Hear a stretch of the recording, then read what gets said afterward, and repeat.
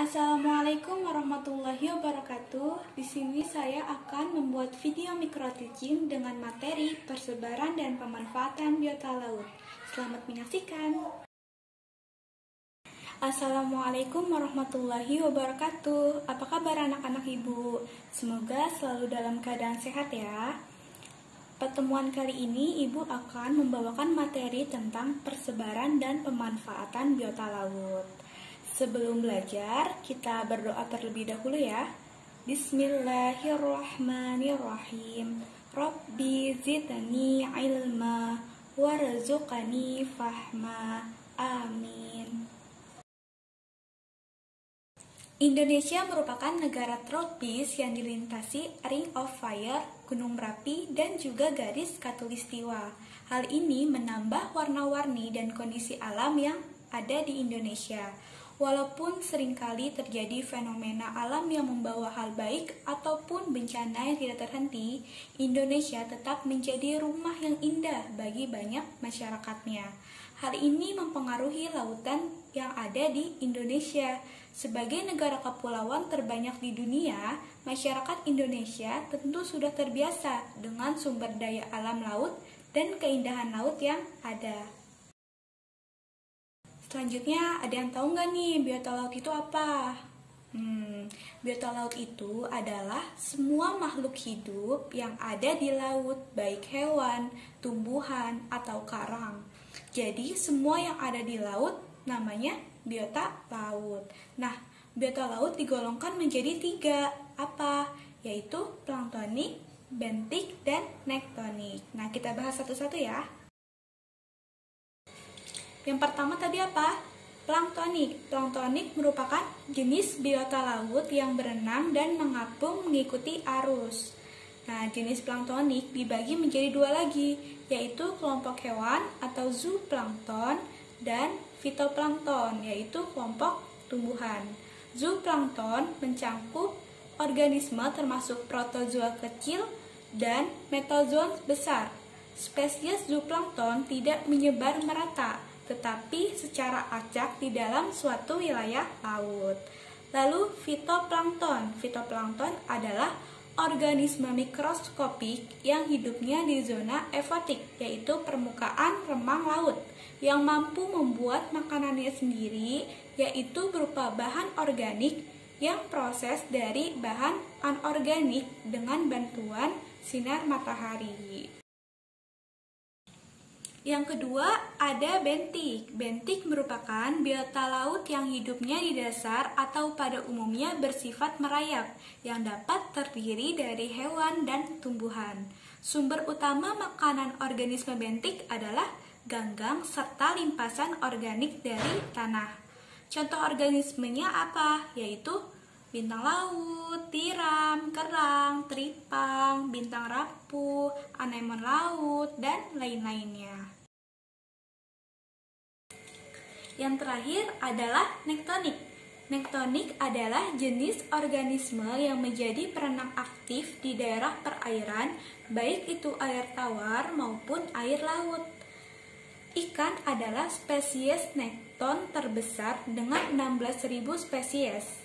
Nah, nektonik ini diklasifikasikan lagi menjadi 2 berdasarkan kelasnya dan berdasarkan kelompoknya. Nah, ini kelompoknya dulu ya. Kelompoknya yaitu dibagi menjadi 2 jenis, yaitu Mereopelagik dan Holoepipelagik. Klasifikasi nekton berdasarkan kelasnya yaitu Vertebrata, Molluska, dan Crustacea. Vertebrata yaitu hewan bertulang belakang seperti apa? Reptil, mamalia, dan berbagai jenis ikan. Lalu molluska yaitu hewan invertebrata yang mempunyai tubuh lunak seperti kerang, cumi-cumi, dan gurita. Lalu crustacea, kelompok antropoda yang mempunyai kulit keras atau bercangkang seperti apa?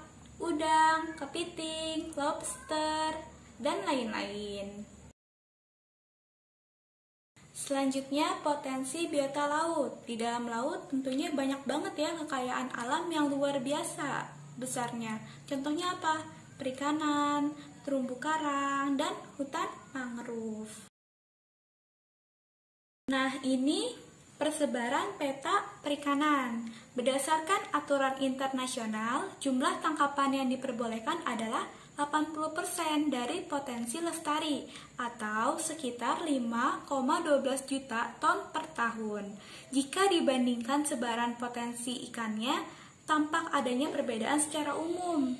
Nah, dilihat lagi ya, antara Indonesia bagian barat dan bagian timur. Di Indonesia bagian barat dengan rata-rata kedalamannya 75 meter, jenis ikan yang banyak ditemukannya adalah ikan pelagis kecil. Sedangkan kawasan di Indonesia bagian timur yang kedalaman lautnya mencapai 4.000 meter, ditemukan ikan pelagis besar seperti apa? Tuna dan ikan cengkalang. Nah, yang selanjutnya adalah peta persebaran hutan mangrove. Perhatikan ya sebarannya ya.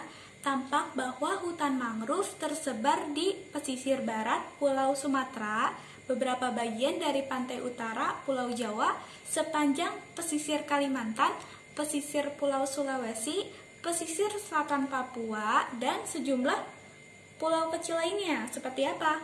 Bali, Nusa Tenggara Timur, Nusa Tenggara Barat, dan Papua.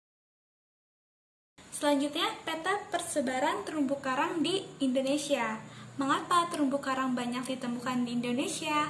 Karena terumbu karang akan tumbuh dengan baik pada suhu perairan laut antara 21 derajat Celcius sampai 29 derajat Celcius. Karena Indonesia berada di daerah tropis dan suhu perairannya hangat, pantas jika terumbu karang banyak ditemukan di Indonesia. Terumbu karang juga akan tumbuh dengan baik pada kondisi air yang jernih dan dangkal. Kedalaman air yang baik untuk pertumbuhan terumbu karang dan tidak lebih dari 18 meter.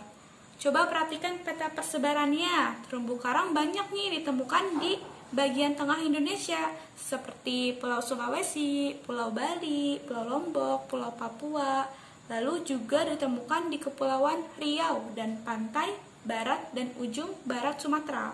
Mengapa terumbu karang lebih banyak ditemukan di bagian tengah Indonesia? Nah, nanti didiskusikan ya dengan teman sekelompoknya.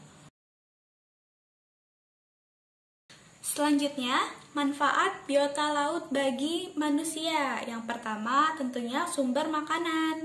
Nah, seperti ikan, kerang, kepiting, cumi-cumi, dan udang. Siapa nih yang suka makan ikan? Nah, yang kedua sumber obat-obatan. Yang ketiga, sumber penghasilan. Ya, bagi nelayan ya. Yang keempat, sumber daya tarik wisatawan. Lalu meningkatkan gizi. Nah, ikan dan rumput laut kan punya gizi yang tinggi ya, dan berguna untuk ekologi dan ekonomi. Ya, cukup sekian materi dari Ibu. Selanjutnya ada tugas ya. Buatlah kelompok yang terdiri dari 8 orang. Kelompok pertama membahas tentang peta persebaran ikan di Indonesia dan potensinya. Yang kedua, membahas tentang peta persebaran terumbu karang di Indonesia dan potensinya. Yang ketiga, membahas tentang peta persebaran hutan mangrove di Indonesia dan potensinya. Nah, udah. Sekian pertemuan pekan ini. Tetap jaga kesehatan dan tetap di rumah. Oke? Semoga kita selalu dalam perlindungan Allah. Wassalamualaikum warahmatullahi wabarakatuh.